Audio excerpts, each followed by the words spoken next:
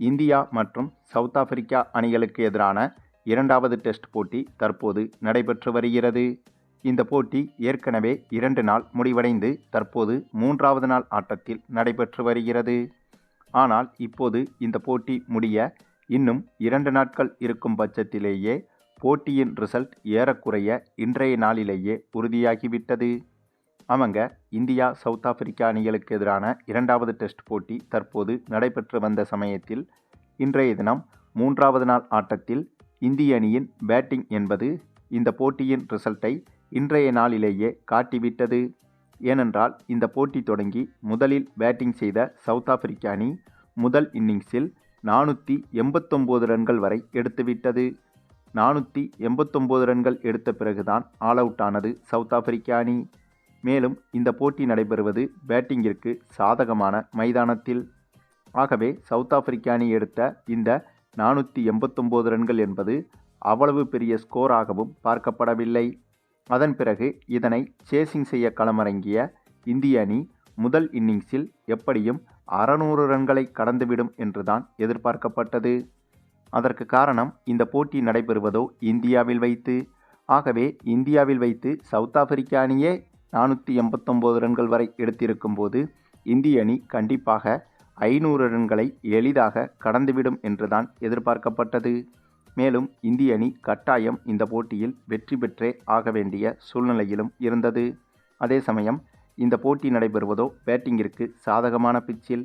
ஆகவே இவை அனைத்தையும் வைத்து பார்க்கும்போது கண்டிப்பாக இந்திய அணி இந்த முதல் இன்னிங்ஸில் 600 ரன்களை எளிதாக கடந்துவிடும் என்றுதான் இந்திய ரசிகர்கள் பலராலும் எதிர்பார்க்கப்பட்டது. அத்தகைய எதிர்பார்ப்புகளுக்கு நடுவே நேற்றைய 2வது நாள் ஆட்டத்தில் சவுத் ஆப்பிரிக்கா அணி முதல் இன்னிங்ஸை முடித்த பிறகு இந்திய அணி முதல் இன்னிங்ஸில் பேட்டிங் செய்ய களமிறங்கியது. அப்படி களமிறங்கிய இந்திய அணி விக்கெட் ஏதும் இழப்பின்றி வெறும் 9 ரன்கள் எடுத்திருந்த போது நேற்றைய 2வது நாள் ஆட்டம் முடிவுக்கு வந்தது. இதன் காரணமாக இந்திய அணி இன்றைய 3வது நாள் ஆட்டத்தில் அதிரடியில் மிரட்டிவிடும் என்று எதிர்பார்க்கப்பட்ட போது அப்போதுதான் இந்திய ரசிகர்களுக்கு பயங்கர பேரதிர்ச்சி காத்திருந்தது. ஏனென்றால் இன்றைய நாள் தொடங்கி ஆரம்பத்திலேயே இந்திய அணி அதிரடியாக விளையாடினாலும் குறிப்பாக யாஸ்வி ஜெய்ஸ்வால் சிக்ஸர் பவுண்டரிகள் என அதிரடியாக பேட்டிங் செய்து வந்தாலும் மற்றொரு புறம் KL ராகுல், சாய் சுதர்சன், த்ருவ் ஜூரல், ரிஷப் பண்ட், ஜடேஜா, நிதிஷ்குமார் ரெட்டி என அனைத்து பேட்ஸ்மேன்களும் சீட்டுக்கட்டு போல சரிந்து அவர்களது விக்கெட்டுகளை அடுத்தடுத்து பறிகொடுத்து வந்தனர். இதனால் இந்திய அணி எதிர்பாராத விதமாக தோல்வியை நோக்கி திரும்பியது. மேலும் இந்த போட்டியில் சுப்மன் கில் இடம்பெறவில்லை. இவருக்கு கடந்த போட்டியில் கழுத்தில் காயம் ஏற்பட்டதால் இந்த போட்டியில் இவர் பங்கேற்கவில்லை. இவருக்கு பதிலாக இந்திய கேப்டனாக ரிஷப் பண்ட் தான் இந்த போட்டியில் கேப்டனாக பங்கேற்றார்.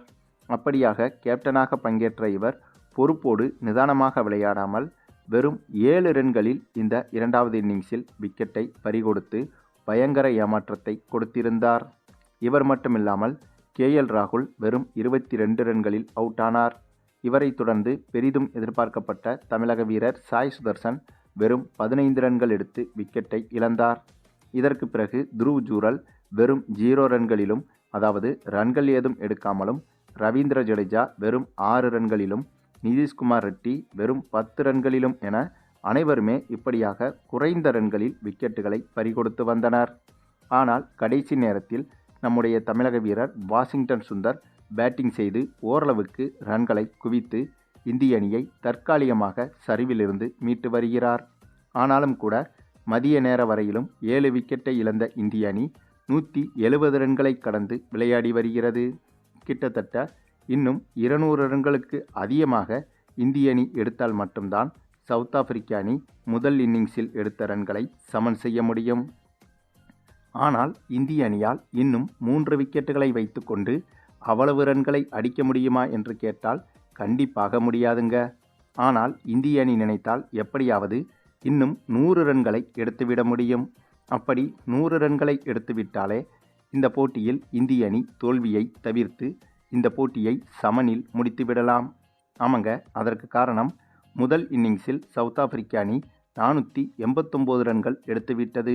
ஆகவே இந்திய அணி ஃபாலோ ஆனை தவிர்க்க வேண்டுமென்றால் குறைந்தபட்சம் 289 ரன்கள் எடுத்துவிட வேண்டும். அப்படி எடுத்தால் மட்டும்தான் இந்திய அணி ஃபாலோ ஆனை தவிர்க்க முடியும். அப்படி ஃபாலோ ஆனை தவிர்த்தால்தான் சவுத் ஆப்பிரிக்க அணி மீண்டும் பேட்டிங் செய்ய களமிறங்கும். அப்படி களமிறங்கும் போது சவுத் ஆப்பிரிக்க அணி இரண்டாவது இன்னிங்ஸில் கண்டிப்பாக பேட்டிங் செய்தே ஆக வேண்டும். அதே சமயம் அப்படியாக பேட்டிங் செய்யும் போது இந்திய அணிக்கு எவ்வளவு ரன்களை டார்கெட்டாக வைக்க வேண்டும் என்ற குழப்பம் என்பது சவுத் ஆப்பிரிக்க அணிக்கு வந்துவிடும். அந்த குழப்பம் வந்துவிட்டால் சவுத் ஆப்பிரிக்க அணி கண்டிப்பாக 500 ரன்களுக்குள் குறையாமல் டார்கெட்டை வைக்க முடியாது. அப்படி 500 ரன்களை சவுத் ஆப்பிரிக்க அணி எடுக்க வேண்டும் என்றால் குறைந்தபட்சம் எக்ஸ்ட்ராவாக ஒரு நாள் பேட்டிங் செய்ய வேண்டும். ஏனென்றால் ஏற்கனவே எடுத்த 489 ரன்களில் முதல் இன்னிங்ஸின் முடிவில் 150 முதல் 200 ரன்கள் சவுத் ஆப்பிரிக்க அணியிடம் இருக்கும். அதே சமயம் இரண்டாவது இன்னிங்ஸில் எக்ஸ்ட்ராவாக ஒரு 300 ரன்கள் எடுத்தாலே டார்கெட் என்பது 500ஆக மாறிவிடும். அப்படி எக்ஸ்ட்ராவாக இரண்டாவது இன்னிங்ஸில் 300 ரன்கள் எடுக்க வேண்டுமென்றால் சவுத் ஆப்பிரிக்க அணிக்கு கூடுதலாக ஒரு நாள் தேவைப்படும். அப்படி தேவைப்படும் போது கிட்டத்தட்ட 4 நாட்கள் ஆட்டம் முடிந்துவிடும். அப்படி முடியும் பட்சத்தில் கடைசி ஒரு நாள் மட்டும்தான் இந்திய அணிக்கு இரண்டாவது இன்னிங்ஸில் இருக்கும். அந்த கடைசி நாள் ஆட்டத்தில் 500 ரன்கள் எடுப்பது என்பது இந்திய அணியால் சாத்தியமே கிடையாது. ஆகவே இந்திய அணி அந்த ஒரு நாள் முழுக்க நிதானமாக தடுப்பாட்டமாடி இந்த போட்டியை எளிதாக சமன் செய்து விடலாம்.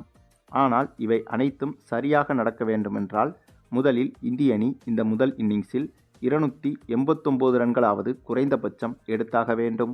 அப்படி எடுத்தால் மட்டும்தான் ஃபாலோ ஆனை தவிர்க்க முடியும். அப்படி ஃபாலோ ஆனை தவிர்த்தால் மட்டும்தான் நாம் மேலே சொன்ன இவை அனைத்தும் சொன்னபடி நடக்கும்.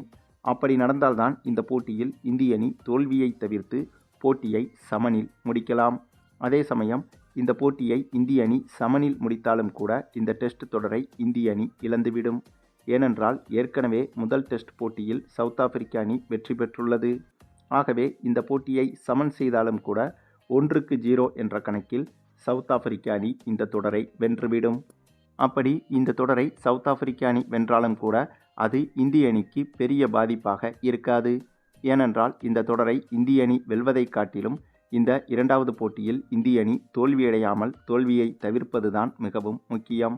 அதற்கு காரணம் டெஸ்ட் உலகக்கோப்பை புள்ளிப்பட்டியலில் முதல் 2 இடத்தை பிடிக்க வேண்டுமென்றால் இனி வரும் ஒவ்வொரு டெஸ்ட் போட்டிகளிலும் இந்திய அணி முடிந்தவரை தோல்விகளை தவிர்த்தாக வேண்டும்.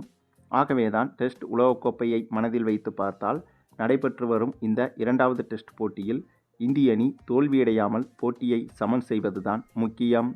ஆக மொத்தம் எப்படி பார்த்தாலும் இந்திய அணி இரண்டாவது டெஸ்ட் போட்டியில் இனிமேல் வெற்றி பெறுவது என்பது சாத்தியமே கிடையாது. ஆனால் தோல்வியடைவதற்கான வாய்ப்புகள் தான் அதிகமாக உள்ளது. ஆகவே வெற்றி என்பதை இந்த நொடியோடு மறந்துவிட்டு இந்த நொடியிலிருந்து இந்த போட்டியில் தோல்வியை தவிர்த்து போட்டியை சமனில் முடிப்பதற்கு இந்திய அணி முயற்சி செய்ய வேண்டும். அது மட்டுமில்லாமல் இந்த போட்டியில் இந்திய அணி எப்படியாவது தோல்வியை தவிர்க்க வேண்டும். அப்படி ஒருவேளை தோல்வியை தவிர்த்து விட்டாலும் கூட இந்த போட்டி முடிந்த பிறகு இந்திய டெஸ்ட் அணியில் கண்டிப்பாக சில மாற்றங்களை செய்தால் மட்டும்தான் இந்திய டெஸ்ட் அணி வருங்காலங்களில் சிறப்பாக செயல்படும். ஏனென்றால் இந்தியாவில் வைத்து சவுத் ஆப்பிரிக்க அணியிடம் டெஸ்ட் தொடரை இழப்பது என்பது இந்திய அணிக்கு மிகப்பெரிய பின்னடைவு என்றுதான் சொல்ல வேண்டும். ஆக அப்படி ஒரு விஷயம் இப்போது நடந்துவிட்டது. இதற்கு பிறகும் இந்திய டெஸ்ட் அணியில் சரியான முடிவுகளை எடுக்காவிட்டால், அதாவது சரியான மாற்றங்களை செய்யாவிட்டால் இந்திய டெஸ்ட் அணி என்பது கண்டிப்பாக கேள்விக்குறியாகவே மாறிவிடும். குறிப்பாக ரிஷப் பண்ட், ரவீந்திர ஜடேஜா, துருவ் ஜூரல், நிதிஷ்குமார் ரெட்டி போன்றவர்களை நிரந்தரமாக டெஸ்ட் தொடரிலிருந்து நீக்க வேண்டும் என்ற குற்றச்சாட்டுகளும் எழுந்து வருகிறது. ஏனென்றால் அண்மை காலமாகவே இவர்களின் செயல்பாடுகள் என்பது டெஸ்ட் போட்டிகளில் இந்திய அணிக்கு பின்னடைவாகத்தான் இருந்து வருகிறது. ஆகவே இவை அனைத்தையும் மனதில் வைத்து இனிவரும் போட்டிகளில் நிறைய மாற்றங்களை செய்தால் மட்டும்தான் இந்திய டெஸ்ட் அணிக்கு எதிர்காலம் என்பது நன்றாக அமையும்.